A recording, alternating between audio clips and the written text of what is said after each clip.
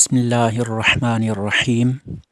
حدیث نبوی حضرت جابر رضی اللہ عنہ سے روایت ہے، عمر بن خطاب رضی اللہ عنہ تورات کا ایک نسخہ لے کر رسول اللہ صلی اللہ علیہ وسلم کی خدمت میں حاضر ہوئے اور عرض کیا، اللہ کے رسول، یہ تورات کا نسخہ ہے۔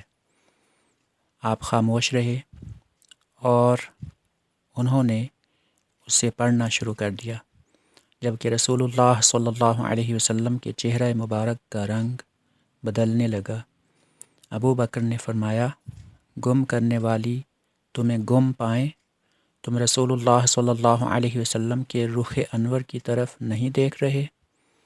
عمر رضی اللہ عنہ نے رسول اللہ صلی اللہ علیہ وسلم کا چہرہ مبارک دیکھا تو فوراً کہا، میں اللہ اور اس کے رسول کے غضب سے اللہ کی پناہ چاہتا ہوں۔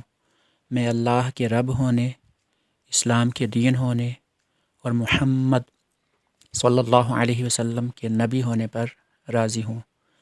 رسول اللہ صلی اللہ علیہ وسلم نے فرمایا، اس ذات کی قسم جس کے ہاتھ میں محمد صلی اللہ علیہ وسلم کی جان ہے، اگر موسیٰ بھی تمہارے سامنے آ جائیں اور تم مجھے چھوڑ کر ان کی اتباع کرنے لگو تو تم سیدھی راہ سے گمراہ ہو جاؤ گے، اور اگر وہ زندہ ہوتے، میری نبوت کا زمانہ پا لیتے تو وہ بھی میری ہی اتباع کرتے۔